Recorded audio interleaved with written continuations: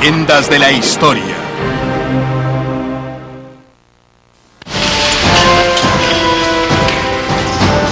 Aun cuando seguía vivo, era tan famoso como César y Carlomagno, tan altivo, tan legendario como el rey Arturo. Y su historia, como el archienemigo del sultán Saladino en Tierra Santa, Ricardo Corazón de León, rey de Inglaterra. La historia de Robin Hood se convirtió en leyenda. Pasa la mayor parte de su vida en el campo de batalla, un maestro de la táctica y el engaño. Su vida es una larga y amarga guerra. Aparentemente enfrentado a las situaciones más desesperadas, logra triunfar contra un enemigo superior. Como cruzado, esto le otorga fama inmortal. Ricardo Corazón de León, rey, caballero, aventurero.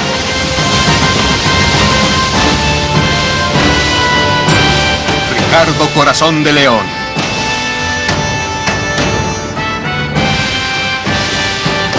Cruzada hacia la aventura.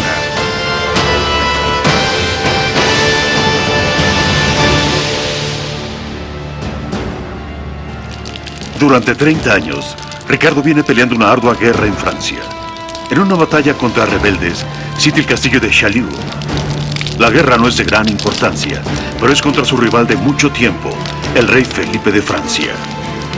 Cuando Ricardo llega inerme y está reconociendo la situación antes de la batalla, un proyectil de ballesta le hiere en el hombro.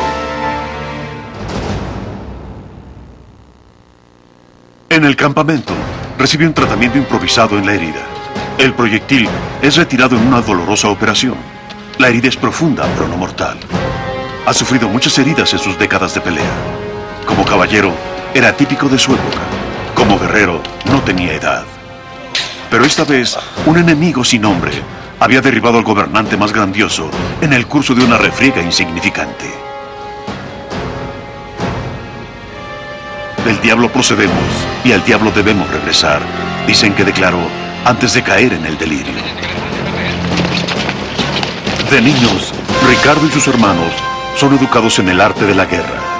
Para un buen jinete, el lugar más seguro es la silla, o también en una de las muchas fortalezas que ofrecen protección en toda la campiña. Pero Ricardo pasa muy pocos de sus años de infancia en Inglaterra, donde nació en Oxford en 1157. Sus padres, Enrique y Leonor, poseen territorios que incluyen toda Inglaterra y grandes partes de Francia. Aquí es donde pasará la mayor parte de su vida. Ricardo tiene 3 hermanos. Enrique el mayor es el heredero al trono. El padre de Ricardo, el rey Enrique, es el hombre más poderoso de Europa, pero su territorio le es disputado. Los movimientos rebeldes surgen una y otra vez. La madre de Ricardo, Leonor de Aquitania, prefiere a Ricardo a sus demás hijos y lo elige como su heredero.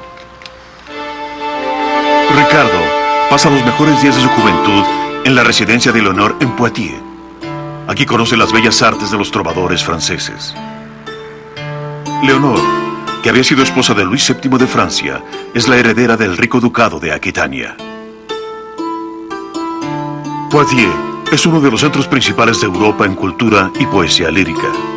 Leonor es una mujer extraordinariamente emancipada para su época. Ricardo habla francés y latín. El inglés está reservado para las clases más bajas. Escribe poesía y compone canciones al estilo de su tiempo en la lengua de su hogar aquitanés, en provenzal.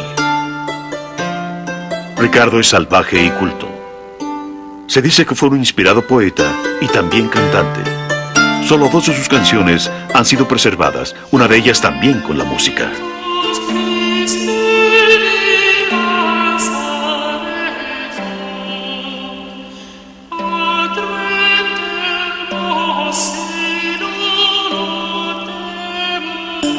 Leonor es una célebre patrocinadora de la poesía lírica y una dama de mucha corte. Su corte en Poitiers es famosa por sus locos festejos. Muchos trovadores cantan las alabanzas de esta noble mujer. Su mundo es la antítesis de la guerra. Especialmente en su región natal de Aquitania, Leonor es una gran impulsora de las artes. A su alrededor, reúne a cantantes, actores, juglares y artistas. Poitiers es la fuente de las canciones más famosas de la Francia medieval. Ricardo toma parte en los festejos con gran entusiasmo. En 1172 es nombrado duque de Aquitania.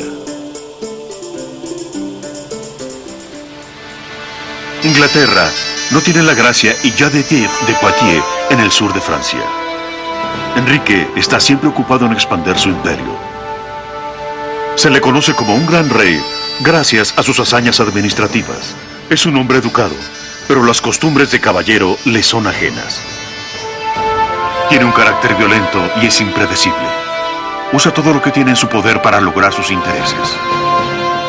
Incluso el arzobispo de Canterbury, que fuera su canciller, huye de él. Cuando regresa a Inglaterra, Enrique ya lo ha hecho perseguir. Thomas Becket hallará una muerte sangrienta, asesinado en su propia iglesia. Es declarado mártir por el pueblo y la iglesia, incluso es canonizado. Para escapar de la ira del pueblo y la amenaza de excomunión, el rey de Inglaterra permite que se le escarnie en público. En un intento de consolidar su poder, Enrique siembra intencionalmente la discordia entre sus propios hijos. Es un político, aún siendo padre, y termina recibiendo la temida traición él mismo. Sus 3 hijos adolescentes, Enrique, Ricardo y Godofredo, son enviados por su madre a guerrear contra su padre. Se pasan al lado de su señor feudal, el rey Luis de Francia, primer esposo de Leonor. Son tiempos de contradicciones. La luz y la oscuridad van de la mano. Enrique contraataca sin piedad y hace prisionera a su esposa Leonor, quien permanece cautiva de Enrique hasta su muerte.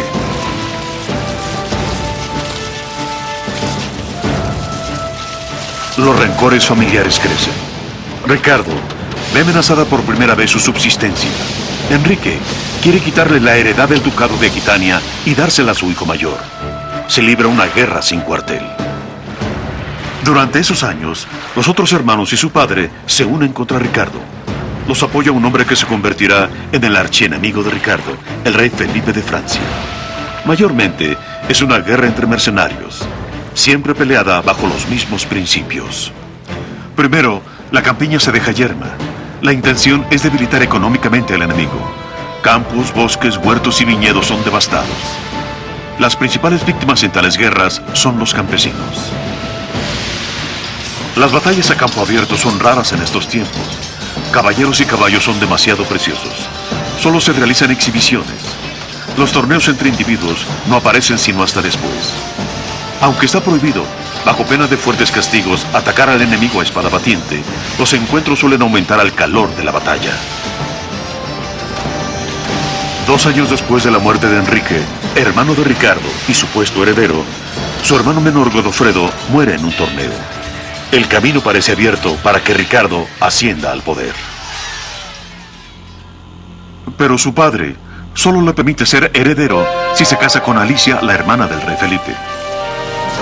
Es la heredera de los Gisors. Construida en una colina, esta fortaleza está en la región fronteriza de su imperio. Pero Ricardo se rehúsa.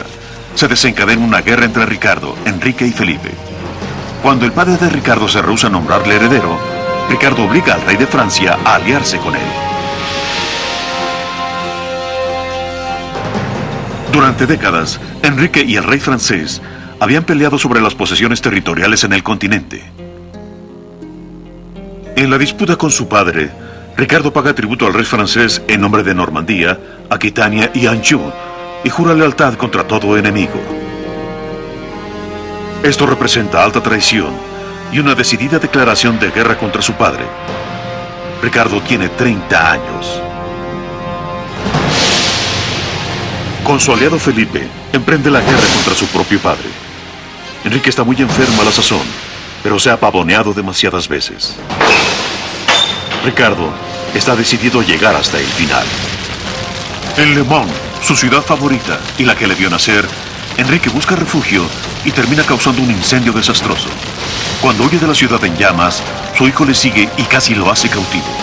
Con un cortejo cada vez menor, Enrique recorre la campiña perseguido por sus enemigos. Se refugia en Chinon, sobre el río Loire, y se prepara a morir. Casi todos le han abandonado. Su hijo Juan, supuestamente su favorito, ya se ha unido al campamento enemigo. Pero el anciano rey es obligado a dejar su santuario nuevamente y presentar su rendición incondicional. Maldiciéndose a sí mismo y a sus hijos, regresa a Chinon, donde morirá sin reconciliarse, el 6 de julio de 1189. Cuando Ricardo se acerca al féretro de su padre, en la abadía de Fontainebleau, le sangra la nariz. En aquellos tiempos, esto se veía como una clara señal de que el muerto acusaba de su asesinato a su propio hijo. Ricardo es culpable de traición, patricidio y regicidio. Una historiadora reporta que las últimas palabras del anciano rey fueron: que Dios me permita vivir hasta que haya cumplido mi venganza contra ti. Es waren Zustände wie in einer griechischen Tragödie. Fue como en una tragedia griega. Todo el mundo peleaba con todo el mundo. La relación de Ricardo con su padre fue especialmente trágica. Con su carácter y destreza pudo haber proporcionado un apoyo perfecto al anciano rey, pero Enrique II no permitió que él fuera un hijo leal.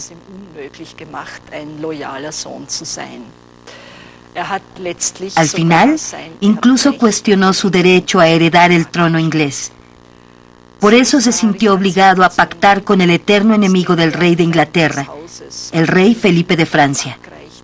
Por esta alianza, los dos hombres desarrollaron una enemistad de por vida. El 3 de septiembre de 1189, Ricardo Corazón de León es coronado rey en la abadía de Westminster. Ricardo muestra su lado más noble y se rodea de los hombres que sirvieron a su padre fielmente hasta el final. En una gran ceremonia, príncipes mundanos y religiosos le otorgan ceremoniosamente la insignia de su poder. Ricardo muestra una clara indicación de cómo se ve como gobernante. Toma él mismo la corona y se la da al arzobispo de Canterbury, quien entonces se la coloca en la cabeza.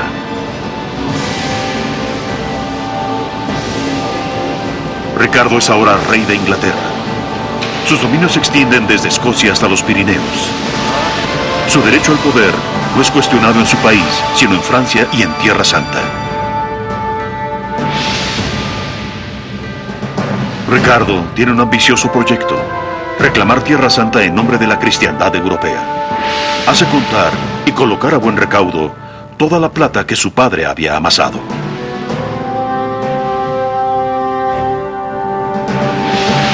Para aumentar su tesoro real, otorga puestos, privilegios y títulos. Esto le permite recoger una enorme cantidad de dinero en poco tiempo. Incluso pondría Londres a la venta si pudiera encontrar un comprador, dicen que exclamó. Pero en realidad, se asegura de que la gente capaz maneje la tierra y que las propiedades del rey no sean saqueadas. Vézelay, en el corazón de Francia.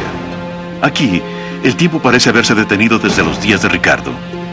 De aquí salió Leonor con Luis, su primer marido, en la Segunda Cruzada. Aquí es donde dos de los soberanos más poderosos de Europa se reunieron en el verano de 1190. Los dos soberanos eran ahora amargos enemigos: Ricardo Corazón de León y el rey Felipe de Francia, conocido como Felipe Augusto. Felipe quiere aprovechar la ausencia de Ricardo para apoderarse de toda Francia. Para evitarlo, Ricardo solo abandonará el país si es en compañía de Felipe. Vézelay es el lugar de encuentro para iniciar el viaje. Emprender una cruzada a la Tierra Santa del cristianismo era uno de los pensamientos más espectaculares de la época. El objetivo principal de todo caballero es liberar la tumba de Jesús y expulsar de Jerusalén a los musulmanes. Aquí en Vézelay, el famoso abad Sister Bernard de Clairvaux reunió apoyo para la Segunda Cruzada. Ofreció a soldados y monjes algo sorprendente. Poderosos soldados, finalmente tenéis algo por qué pelear. Si sois astutos comerciantes, puedo ofreceros un trato favorable. Tomad la cruz y recibiréis indulgencia inmediata para todos vuestros pecados. Danos las cruces, gritaron las masas. Cientos de miles de monjes, caballeros, campesinos que oyeron el llamado. Para los soldados penitentes, se decía que una cruzada complacía más a Dios que cualquier peregrinación. Y un historiador contemporáneo escribió: ¿qué más puede pedir un rey que salvarse de las llamas del infierno mediante grandes hazañas de armas. Seguramente este era el pensamiento de muchos de los que se congregaron para la tercera cruzada en Vézelay, no muy lejos de Fontenay, el rico monasterio cisterciense. Pero para Ricardo y Felipe también era cuestión de ganarse la estima de la poderosa iglesia. El rey de Inglaterra también es generoso protector de la orden cisterciense, y no por razones puramente desinteresadas. La influencia política de la iglesia es fuerte. Ni Ricardo ni Felipe son fanáticos religiosos. Desde Vézelay, los ejércitos reales toman rutas diferentes. Ricardo vía Marsella y Felipe vía Italia.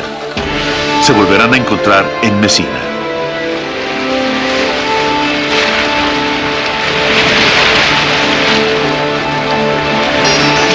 Sicilia es una tierra rica y fértil. Aquí es donde se guarda el poderoso tesoro normando. La necesidad de fondos que Ricardo necesita es inmensa. Y francamente, Ricardo está en Sicilia por el dinero. Tancredo, el nuevo gobernante de la isla, tomó prisionera a la viuda del rey normando después de la muerte de su esposo. Esta mujer, Juana, es la hermana de Ricardo. Monreale fue fundada por su esposo. El esplendor y riquezas de la cultura normanda hoy pueden ser admiradas aquí. A la sazón, ningún otro reino en el occidente poseía una variedad cultural como esta. Ricardo mata a 2 pájaros de una pedrada. Libera a su hermana Juana y se apodera de gran parte de la riqueza normanda. 60 toneladas de plata para financiar su cruzada a Tierra Santa. Un movimiento brillante.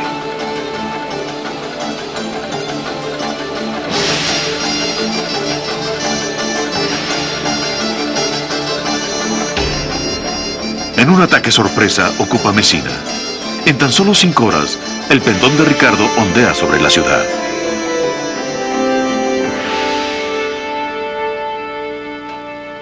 Él y sus hombres acampan fuera de la ciudad, mientras Felipe ocupa un palacio dentro de ella. A pesar de haber sido amenazados con un castigo draconiano, los cruzados pasan los siguientes meses en contiendas de exhibición y en el juego. Esto siembra mucha discordia, especialmente cuando se trata de deudas. El juego está estrictamente prohibido para los soldados rasos. Cualquiera que sea atrapado es desnudado y azotado durante 3 días. Sin embargo, los caballeros y los clérigos pueden jugar, pero con apuestas limitadas. Naturalmente, los reyes pueden jugar cuanto quieran. Ricardo se ve obligado a permanecer 6 meses en Sicilia, porque las tormentas invernales no permiten avanzar y tiene otro problema. Todavía sigue comprometido con la hermana de Felipe, el rey francés. Sin saberlo Felipe, Ricardo espera a Berenguela de Navarra. Con ella es con la que se quiere casar. Son tiempos de supersticiones. Hay muchas premoniciones malas que preceden a Ricardo en su camino a Tierra Santa. La gente del medioevo usaba las causas naturales como erupciones volcánicas y fenómenos celestes para predecir el futuro. Ricardo busca consejo con el famoso monje y profeta Joaquín de Fiore, quien le predice que Saladino será expulsado del reino de Jerusalén. Y le dice: Dios ha resuelto que todo esto lo hagas tú.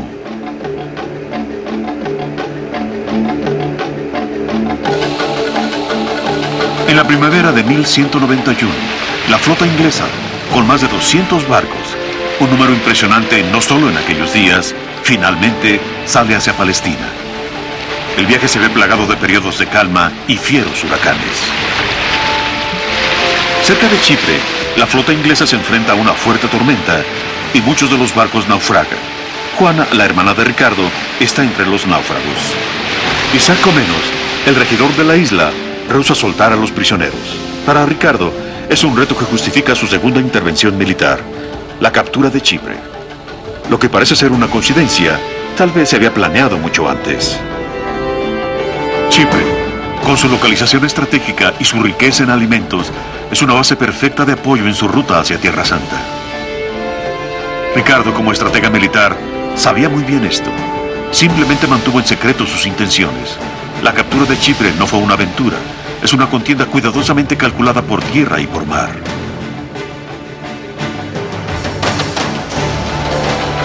Isaac presenta una fiera pelea, pero no es rival para las tropas élite de Europa. Aún así, no se rinde. Se retira a su inconquistable fortaleza de Cantara. La isla de Chipre, con sus poderosos castillos, es difícil de invadir. Prendidos de las montañas como nidos, los castillos son casi imposibles de conquistar. Isaac piensa que él y sus seguidores pueden refugiarse ahí y esperar hasta que el rey de Inglaterra continúe hacia Tierra Santa. Pero Isaac se equivoca. El mismo Ricardo lucha en el frente contra los enemigos griegos. Lleva al norte a su ejército para tomar una serie de fortalezas. La ciudad-puerto de Carinea también capitula ante los avances de los cruzados. La hija de Isaac, que se había refugiado en la ciudadela, cae en manos enemigas. Cuando Isaac se entera de que ha sido hecha prisionera, se rinde y suplica a su enemigo que no le ponga en hierros. Ricardo accede y manda hacer cadenas de plata para él. En esta forma, mantiene su palabra y la rompe al mismo tiempo. Un hecho simbólico que añade más brillo a la reputación que tiene entre sus oponentes. En Limasol, Ricardo por fin se casa con Berenguela, princesa de Navarra. Esto sella su rompimiento con Alicia, la hermana de Felipe. Para Felipe, esta nueva esposa es razón para declarar la guerra a Ricardo. Pero Ricardo sabe, mientras las manos de Felipe estén atadas en Tierra Santa, no puede disputar las posesiones de Ricardo en Francia. In Zypern ist Richard der unangefochtene Sieger. Das ist aber nur der eine En Teil. Chipre, Ricardo es el ganador absoluto. Pero esta es solo la mitad de la historia. La otra mitad es que ha sido atrapado en una red de intrigas contra él provocada por el rey francés. El hecho de que Ricardo se casara con Berenguela y rechazara a la hermana de Felipe es el pretexto para declarar una campaña global que lo vilifique. En realidad, Felipe desearía deponer a Ricardo y preparar el camino para acabar con su reinado. En Tierra Santa, este conflicto escala a su máximo. Hay júbilo en el campamento cercano a Aco. Ricardo, el rey más rico y poderoso de la cristiandad, finalmente ha llegado. Su reputación de victorioso le ha precedido. No solo eso, él también ha hundido uno de los barcos de abastecimiento de Saladino. Su flota sella el puerto marítimo más rico en Palestina y la ciudad no puede recibir más abastecimientos. Cuando llegó, los musulmanes perdieron las esperanzas, según dicen fuentes árabes. 2 años antes de la coronación de Ricardo, el poderoso sultán Saladino, gobernante de un imperio gigantesco, había conquistado Jerusalén. Había sido erradicado el reino cristiano, establecido por los caballeros de la Primera Cruzada, después de sangrientas masacres en Palestina.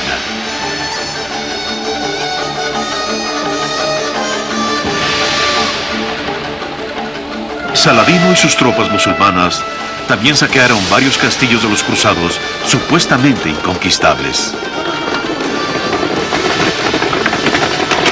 Estas poderosas fortalezas habían sido establecidas en Tierra Santa por las órdenes cristianas de caballeros después de la Primera Cruzada. Durante años, se libraron batallas sobre fortalezas individuales. Esto hizo más impactantes las hazañas militares de Saladino. Le precedía una reputación terrible. Solo el castillo de Belboa, una de las fortalezas más impresionantes de Tierra Santa, pudo resistir la carnicería durante varios meses. En 1187, en las colinas de Hattin, los descendientes de los primeros cruzados libraron su última batalla en un ardiente calor. Fue una derrota devastadora. Los sobrevivientes, los templarios y los caballeros de San Juan de Jerusalén, la élite de los caballeros cristianos, fueron decapitados sin piedad en venganza por la masacre de la Primera Cruzada. Sin embargo, Saladino, de quien se dice que era un gobernante tibio y justo, perdona la vida a la población civil cristiana en Palestina. Apenas 100 años después de que los guerreros de la Primera Cruzada fundaran el reino de Jerusalén, este vuelve firme a las manos musulmanas. Jerusalén es la capital simbólica de la cristiandad, pero también del mundo musulmán. Este fue el lugar de la crucifixión y resurrección de Jesús, y desde aquí, Mahoma ascendió a los cielos en su caballo Baruch. Tanto cristianos como musulmanes reclaman a Jerusalén como su ciudad santa.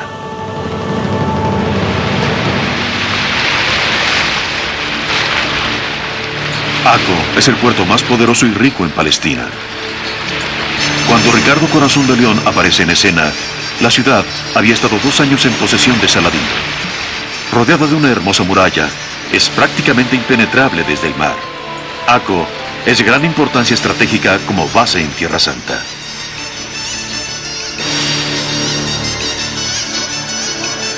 Los musulmanes reciben provisiones desde el mar a través de túneles subterráneos, pero también los espías pueden penetrar a la ciudad por esa vía.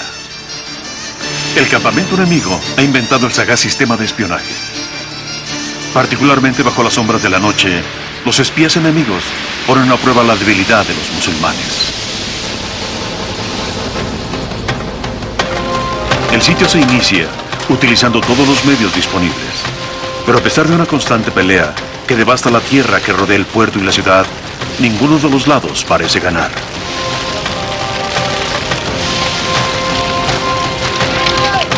Previendo esto, Ricardo había traído consigo una caravana para un sitio largo.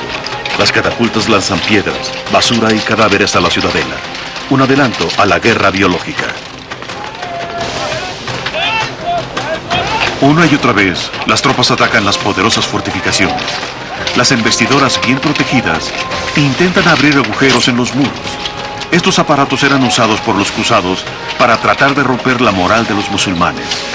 Ricardo ha estado en Tierra Santa menos de 4 semanas y ya la ciudad ha sido atacada.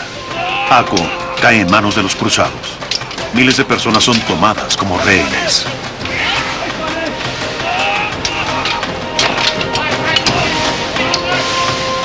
En realidad, ¿quién tiene el mando sobre este ejército sitiador? Antes de la llegada de Ricardo, el líder indiscutible era Felipe. Quería mantener el liderazgo político para él y dejar que Ricardo peleara las batallas y pagara las cuentas. Felipe ya había tomado la batuta para la distribución de papeles antes de la llegada de Ricardo. Había prometido la corona del reino de Jerusalén a su leal partidario, Conrado de Montferrat. Ricardo no lo permitiría. Había llegado la hora de confrontar a su rival. Después de tomar Akko, el duque de Austria también hizo su bandera sobre la fortaleza, lo que le garantizará una parte del botín. Pero como está en el campamento político de Felipe, Ricardo pierde el control y hace tirar la bandera al foso, una acción que ha sido registrada por muchos historiadores. No tiene idea de las fatales consecuencias que esto le traerá a su regreso a Europa. Para Felipe y los otros enemigos de Ricardo, este es un ejemplo más de la arrogancia inexcusable del rey inglés hacia los demás. En medio de este acalorado debate, Felipe se retira súbitamente. Dice estar enfermo, pero en realidad tiene mejores cosas que hacer que guerrear en tierra extraña por propósitos ajenos. Quiere aprovechar la ausencia de Ricardo para ir a la guerra en Francia. Ricardo se ve obligado a continuar la cruzada contra Saladino en Tierra Santa y él solo.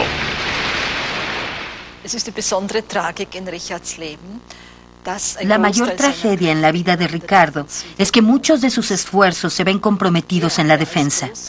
Ricardo, que ha pasado a la historia como un gran guerrero, es más que nada un político realista, táctico y diplomático. A su salida, el rey Felipe dio instrucciones de continuar la política de obstrucción contra el rey de Inglaterra. Ricardo no solo tuvo que pelear contra Saladino, sino contra Conrado de Montferrat, quien estaba en el campamento de Felipe como heredero del trono de Jerusalén.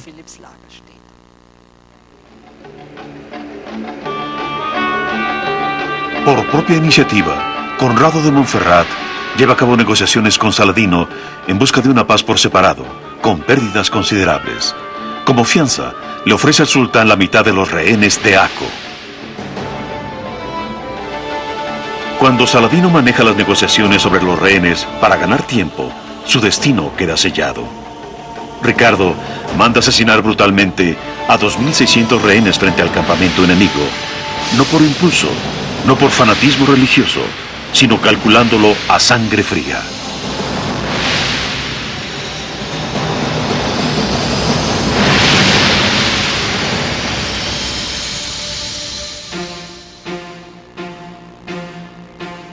La marcha a Jerusalén se ve plagada de grandes peligros.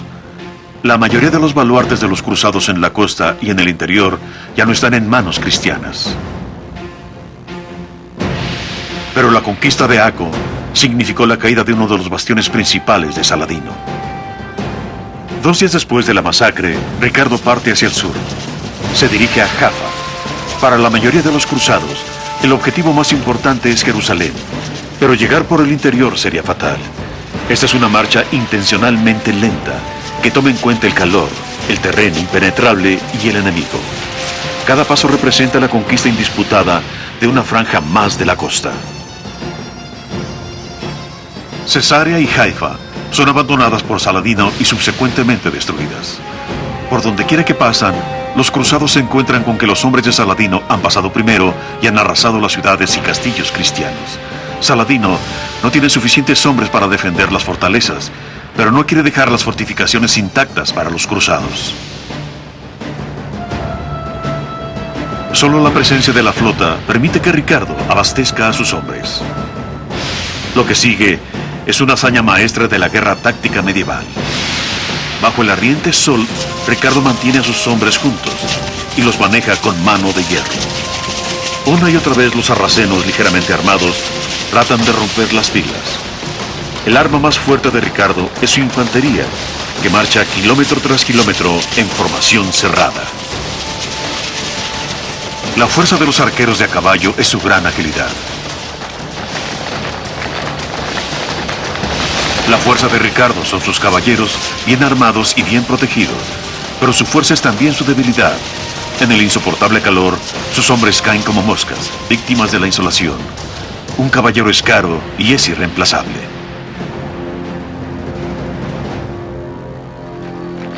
Pero Saladino disfruta de una reputación legendaria en el mundo islámico como el libertador de Jerusalén. Con su guerra santa contra los cristianos, el Yahid ha logrado unir un mundo musulmán fraccionado. Aún así, el rey de Inglaterra ha hecho sufrir a Saladino su primera gran derrota y ahora marcha hacia Jerusalén. Esto ha causado que Saladino pierda prestigio. Debe actuar. Debe intentar una batalla a campo abierto. Se da cuenta que el ejército de los cruzados no puede ser atraído fuera de su reserva con provocaciones. Escoge cuidadosamente el terreno de la batalla, las planicies de Arsuf. Ricardo no tiene opción. Toma la ofensiva con sus caballeros y conduce una serie de ataques en el primer frente, lo que al final resulta en victoria.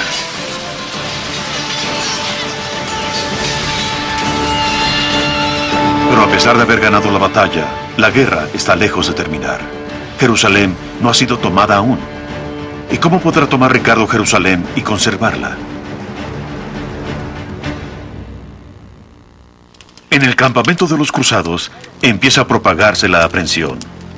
El ejército, los cruzados, quieren invadir la ciudad santa de una vez por todas.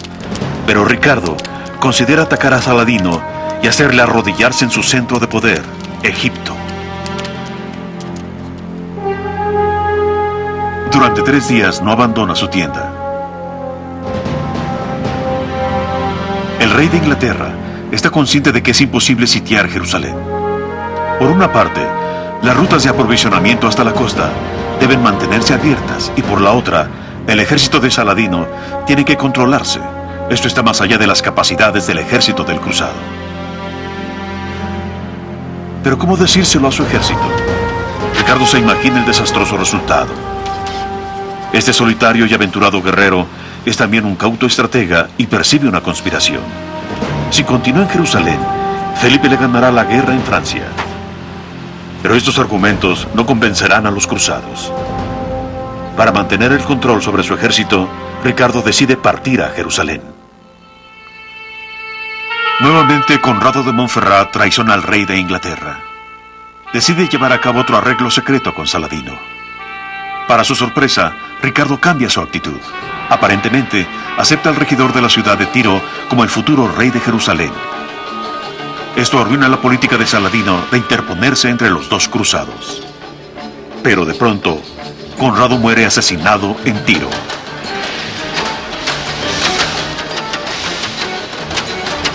Los asesinos pertenecen a la secta de fanáticos conocida como asesinos. ¿Acaso Saladino ordenó que asesinaran primero a Conrado y después a Ricardo? ¿O sería Ricardo el que dio la orden de matar a Conrado? Según una fuente árabe, Saladino es culpable, pero uno de los asesinos asegura que Ricardo estaba detrás de todo. Ricardo es el que saca más ventajas con la muerte de Conrado. Ricardo ha logrado otra vez lo imposible. Entonces decide hacer rey de Jerusalén a su sobrino, Enrique de Champaña.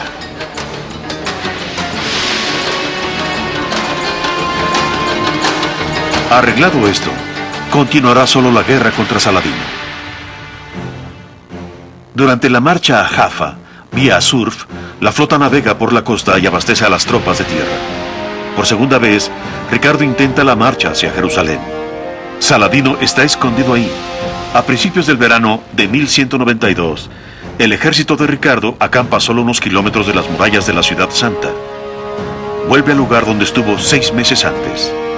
Ricardo solo tiene que echar un primer vistazo a la ciudad tan anhelada y confirma sus temores. Invadir la ciudad requeriría un gran número extra de tropas y de equipo. Además, Jerusalén no tiene importancia estratégica ni económica. Aun cuando triunfara en invadir las murallas, esta victoria sería su final. En el calor de la victoria, el ejército se disiparía. Y cuando los cruzados se fueran, Saladino volvería a tomar el control de la ciudad. Nuevamente Ricardo decide no sitiar la ciudad. Quiere atacar a Saladino donde es más vulnerable. El objetivo de Ricardo es el Cairo. Está preparado para enviar 700 caballeros y 2000 soldados a su propio pecunio. La riqueza de la tierra del Nilo financia las guerras de Saladino en Tierra Santa. El sultán utiliza las riquezas de Egipto no tan solo para comprar soldados, sino también para construir mezquitas. Años después, la máxima, las llaves de Jerusalén se deben buscar en el Cairo, representa el principio sobre el cual se funda la estrategia de los cruzados. Pero Saladino es más rápido y arma una contraofensiva militar. Es una empresa extremadamente temeraria que recuerda las hazañas de los más grandes generales en la historia. En un asalto devastador, el sultán conquista Jaffa, un baluarte clave que Ricardo vuelve a conquistar en una campaña espectacular.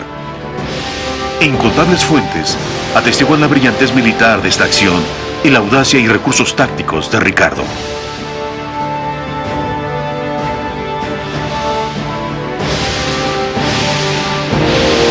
Después de Jaffa, ambos lados buscan la paz. Ricardo está al final de sus posibilidades. La victoria es prácticamente imposible. Seriamente enfermo, utiliza a los intermediarios árabes para convencer al Saladino hambriento de sangre para que acceda a un tratado de paz. A los cristianos solo les queda una estrecha franja costera entre Tiro y Jaffa. Saladino permite que Ricardo acceda al Santo Sepulcro, pero refuta la oferta. Después de 18 meses, abandona Palestina, sin haber puesto un pie en Jerusalén.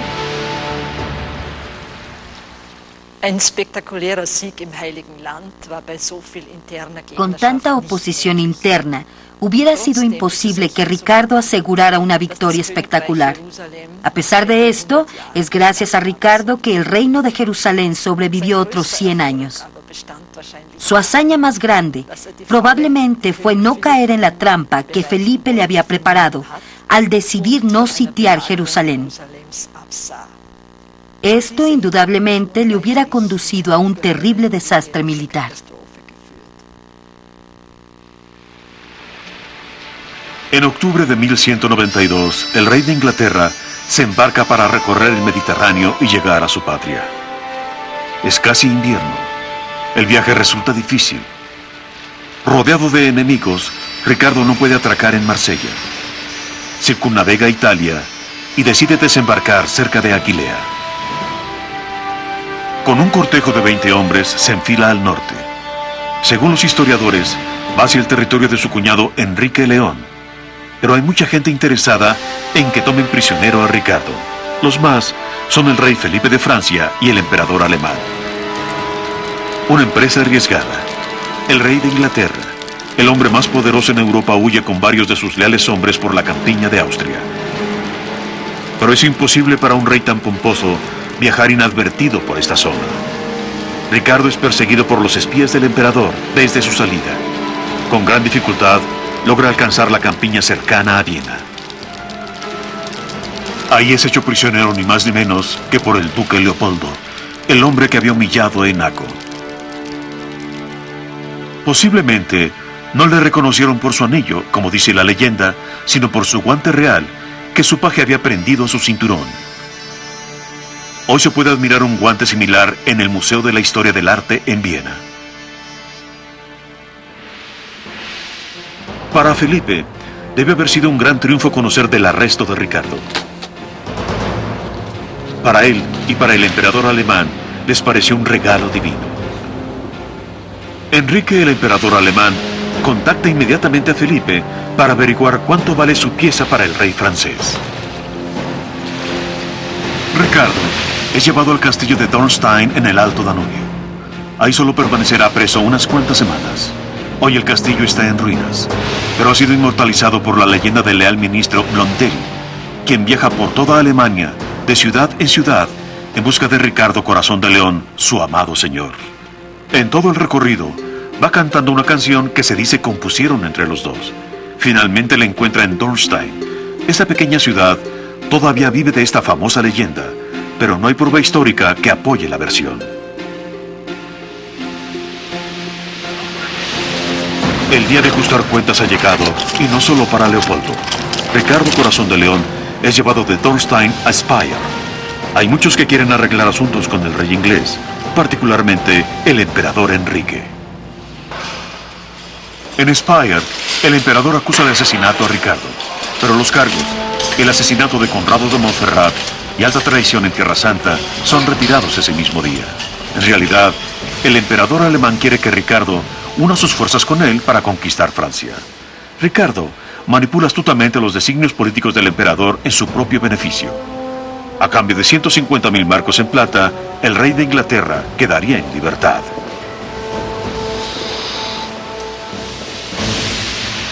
Ricardo es mantenido cautivo en varios lugares: Speyer, Worms, Mainz y en el castillo de Trifels.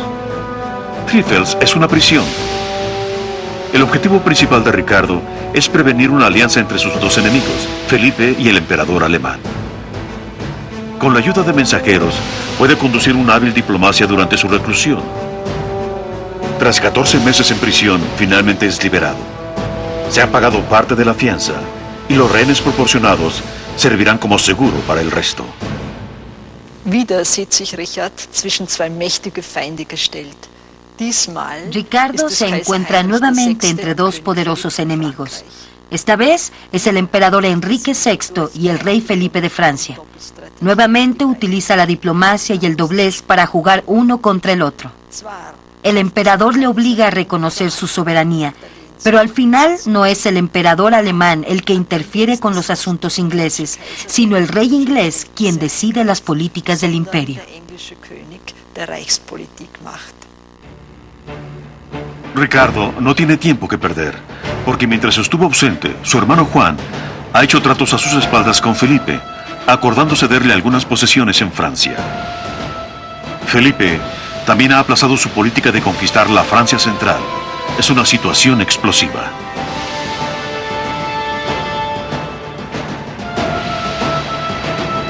Ricardo regresa a Inglaterra a poner un alto a las actividades de su traicionero hermano Juan.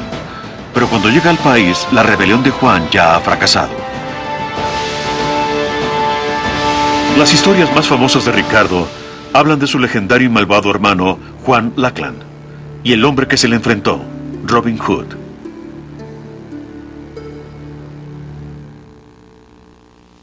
Dime, ¿dónde está el rey? No lo sé. Amigos, debemos encontrar al rey Ricardo, debemos ponerle a salvo. Juan, llévate unos cuantos hombres y recorre los caminos. Freitag, tú a la ciudad. Guillermo, voltea todas las piedras. No descanses hasta que lo hayas encontrado. No busques a tu rey, Robin. Él está en buenas manos. Las mejores. Dime dónde está. Aquí.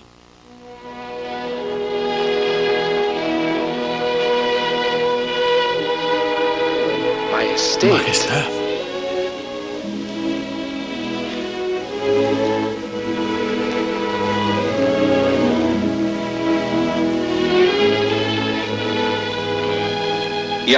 Todos habéis probado vuestra lealtad hacia mí. Levántate, Robin. Levantaos, hombres de Sherwood. Majestad, mañana el obispo coronará al príncipe Juan de Nottingham.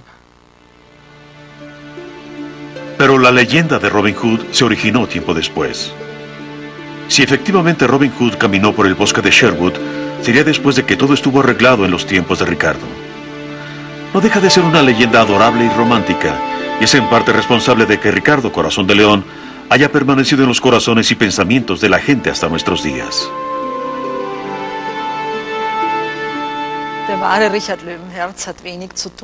El verdadero Ricardo Corazón de León tenía muy poco que ver con el aventurero de las leyendas.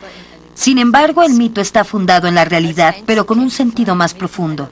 Como guerrero solitario y rodeado de enemigos, da vida al arquetipo del caballero valiente que nunca se rinde, incluso en las situaciones más desesperadas. En la catedral de Canterbury, Ricardo da gracias al Dios que le salvó de la muerte y de tantas desgracias. Poco después de la Pascua de 1194, aparece en la abadía de Winchester con todas las insignias de su poder ante los príncipes de su reino. Después, parte otra vez a la guerra.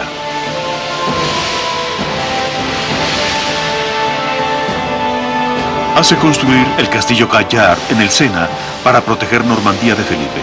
Es una fortaleza muy costosa e impenetrable, el prototipo de la gigantesca fortificación moderna. Está hecha para provocar fuertes y aparentemente interminables conflictos con Felipe. Pero Ricardo también intenta envolver a Felipe con medios políticos.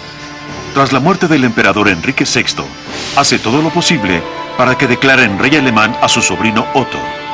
Ricardo paga el electorado, conduce una política familiar y mundial. Los 3 leones de Ricardo y media águila imperial se convierten en escudo de armas del rey alemán y desde entonces han adornado la espada del rey en la Cámara del Tesoro del Museo de Historia del Arte en Viena. Como Ricardo, Otto es descrito como un hombre caballeroso e intrépido. 10 años después, llega al cenit de su poder como el emperador alemán Otto el IV.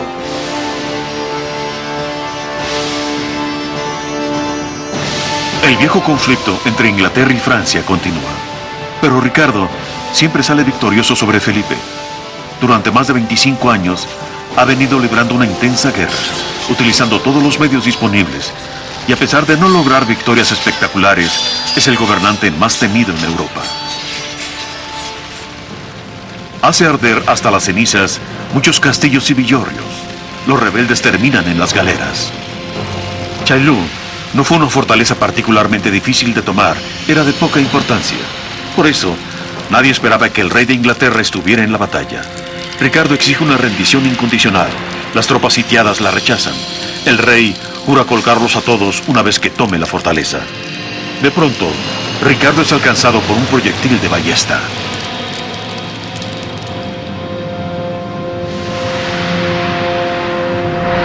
El arquero, Peter Basil, no tiene nada que perder. Se dice que Ricardo lo perdonó después, pero eso también pertenece a la leyenda. El arquero es desollado vivo. La herida de Ricardo no era mortal, pero no se pudo detener la gangrena. El 6 de abril de 1199, Ricardo I de Inglaterra recibe la extremaunción.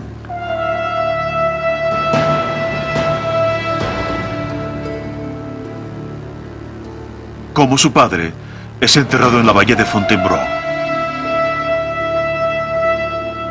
En su testamento, declara sus deseos de ser enterrado a los pies de su padre. Esto puede tomarse como una señal de arrepentimiento por la muerte de su padre. Ricardo continúa allí hasta estos días con su padre Enrique y su madre Leonor, quien murió 5 años después. La máscara mortuoria, que data de la época de Ricardo, refleja su aspecto real. Lo muestra como el hombre valiente y decidido que fue.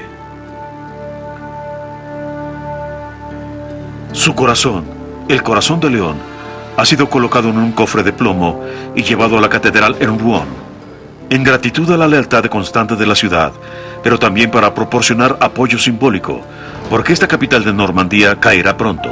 Eso es totalmente cierto.